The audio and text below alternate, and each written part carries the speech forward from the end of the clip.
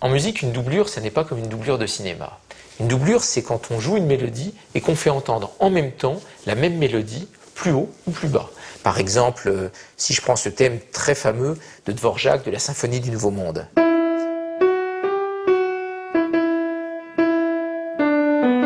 Je peux le doubler par l'octave aiguë, cela va donner...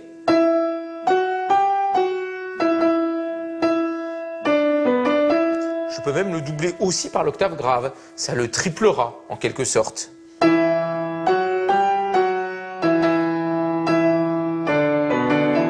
même je peux le quadrupler.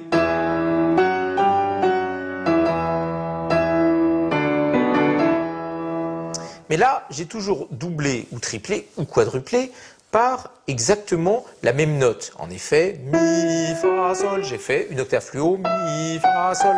Mais on pourrait s'amuser à choisir un autre intervalle que l'octave. Par exemple, le doubler par une quarte, ce qui serait assez amusant.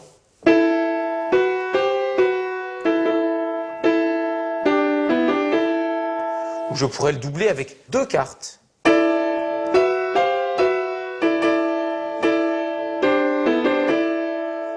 Je peux également le doubler en tierces, c'est plus traditionnel.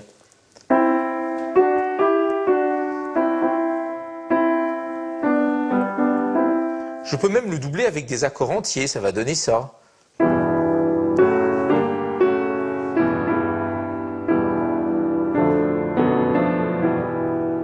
Alors là, évidemment, on n'a plus du tout le même caractère. D'ailleurs, cette technique de doubler en accord, Ravel l'a utilisée dans son fameux boléro.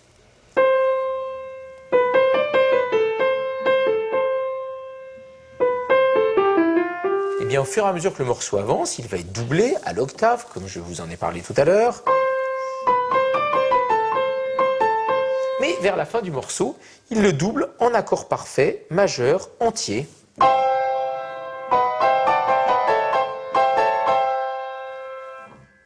Toutes ces manières de doubler par l'octave, par la quarte, par la tierce, par un accord tout entier, ça n'est jamais qu'épaissir plus ou moins le son, le rendre plus intense, plus présent.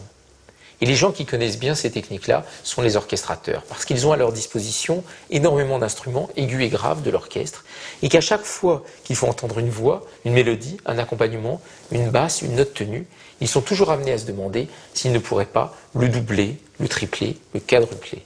Finalement, c'est comme en cuisine, c'est un problème de proportion.